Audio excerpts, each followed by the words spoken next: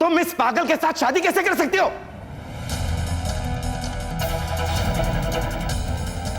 शादी? ये मंगलसूत्र? स्वरा? दादा, ये सच है। वो रचित मेरे साथ जबरदस्ती शादी कर रहा था। वो तो अथर्व था जिसने मुझे उस राक्षस से बचाया, और उसके गुंडों को शक न हो इसलिए मुझे अथर्व को दूल्हा बना के वहां बिठाना पड़ा। हम दोनों की जो शादी हुई है वो बिल्कुल सही है। सही है? पूरे मंत्रों के साथ। और ये जो मंगलसूत्र आप देख रहे हैं ना, ये मुझे अथर्व ने ही पहनाया है।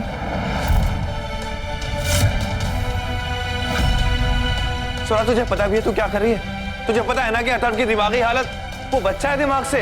यही तो मैं इसे समझाने की कोशिश कर रहा हूं मल्हार। बाबा, आपने भी तो आई से शादी की है ना? मामा जी रुक जाइए। पागल के साथ रहकर ना इसका भी दिमाग खराब हो गया है। देखिए, आप मेरे भाई पर ऐसे हाथ नहीं उठा आप सकते। तो चुप ही रही है। हद हो गई। अरे जरा तुम लोग सोचो, स्वरा की शादी रचित के साथ होती तो क्या होता? इसके आगे की जिंदगी कैसे होती? हाँ, अरे आप लोगों को तो अथर्व के उपकार मानने चाहिए। मैं अथर्व के उपकार मानता हूं कि उसने मेरी बेटी की जिंदगी बर्बाद होने से बचाई है, लेकिन ये शादी भी तो उसकी जिंदगी बर्बाद ही कर देगी। कैसे मैं इसे दामाद स्वीकार कर लूं जो कि एक बड़े शरीर में एक बच्चा पल रहा है?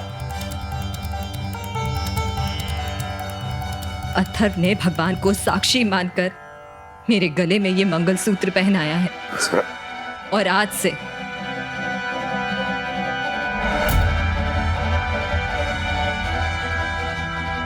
अथर्व ही मेरे पति।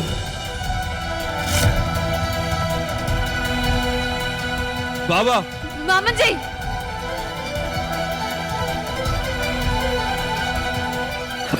ये क्या ये सब? हाँ, और क्या जबरदस्ती है?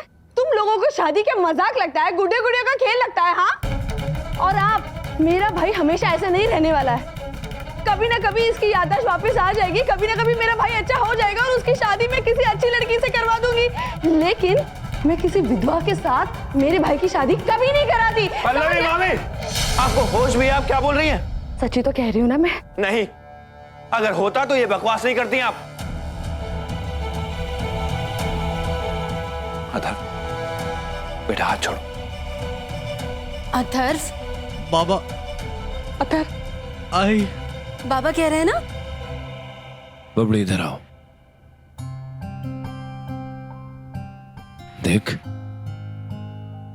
तू भावुक होकर सोच रही है। अथर्व ने तुझे बचपने में तुझे ऐसे मंगलसूत्र पहना दिया, इसका मतलब ये नहीं तुम लोगों की शादी हो गई।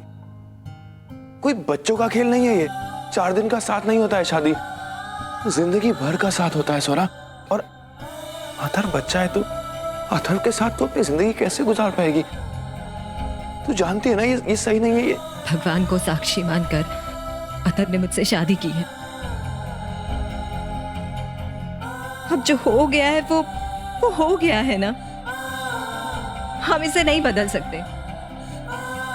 अब से अथर्व और मैं पति पत्नी हैं। देख, मेरी बात ठंडे दिमाग सोच। मल्हार, तुम इसकी जिंदगी के फैसले क्यों ले रहे हो? ये दूध पीती बच्ची थोड़ी ही है। मैं जानता हूं कि माई को गिरफ्तार करने की वजह से आप मुझसे नाराज हैं, लेकिन उस बात का गुस्सा आप मेरी बहन पे तो नहीं निकाल सकती ना। आप भी अच्छे से जानती हैं कि स्वरा ने जो किया है वो गलत है।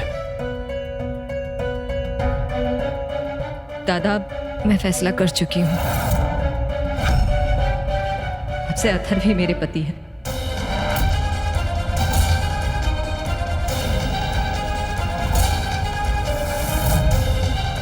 स्वरा देखो, मल्हार जी जो भी कह रहे हैं ना स्वरा, वो तुम्हारे भले के लिए कह रहे हैं। हम सभी अथर्व से बहुत प्यार करते हैं। मल्हार जी अथर्व को अपने बच्चे की तरह ही मानते हैं। लेकिन तुम सोचो ना, अथर्व एक पति होने की रिस्पॉन्सिबिलिटीज कैसे उठाएगा? तुम जानती हो ना स्वरा, उसकी तो दिमागी हाल। देखो एक कमिश्नर अंकल। कमिश्नर साहब। स्वरा, एक बुरी खबर है मल्हार। एक आदमी ने गवाही दी कि उसने रचित की बॉडी को पहाड़ी से नीचे नदी में गिरते हुए देखा है। रचित के जीवित होने के अब आसार नहीं है। इसका मतलब रचित की हत्या का दोष अब अनुप्रिया जी पर है। कानून अनुप्रिया जी को ही खूनी मानेगा। परमेश्वरा, मेरी आई ने कोई खून नहीं किया है। कल्याणी देखो मेरी आई खून ही नहीं है। संभालो अपने आप को, संभालो। मेरी आई ने कोई खून नहीं किया है। तो देखो मेरी आई ने कोई खून नहीं किया है। मेरी आई ने कोई खून नहीं किया है। मेरी आई खूनी नहीं है। कमिश्नर अंकल, ऐसे कैसे आप मेरी आई को खूनी बुला सकते हैं? आप तो मेरी आई को जानते हैं ना, इतनी दफा तो मिल चुके हैं आप उनसे, तो फिर आप ऐसे कैसे कह सकते हैं कि उन्होंने खून किया है और सारा इल्जाम उन पे आएगा?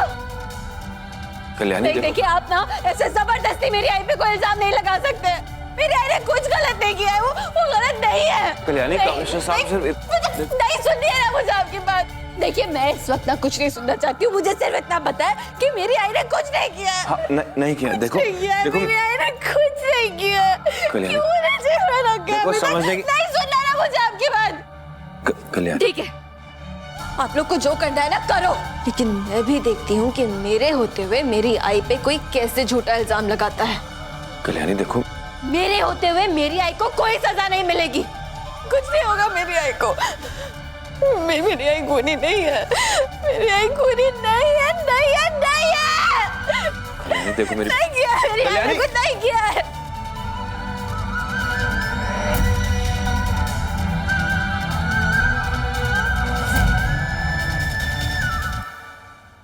आज अगर हमारी अनुप्रिया सलाखों के पीछे है ना, तो वो सिर्फ और सिर्फ तुम्हारी वजह से। अगर तुम्हारी वजह से हमारे अथर्व की जिंदगी बर्बाद हुई ना, तो हमसे बुरा कोई नहीं होगा।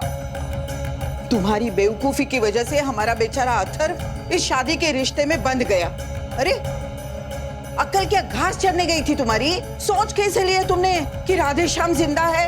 हाँ, ना तो तुम उस मंदिर में चली जाती, ना तो तुम्हारी शादी होती, और ना ही हमारी अनुप्रिया आज जेल में होती।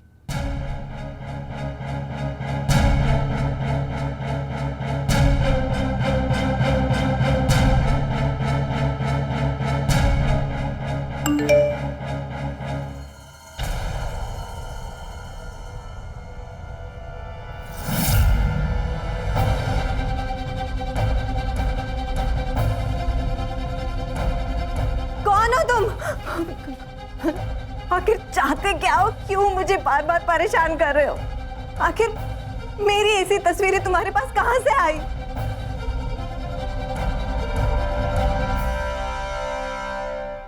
फिर से फोन काट दिया। आखिर ये इंसान है कौन? और मेरी ऐसी तस्वीर कैसे आई इसके पास?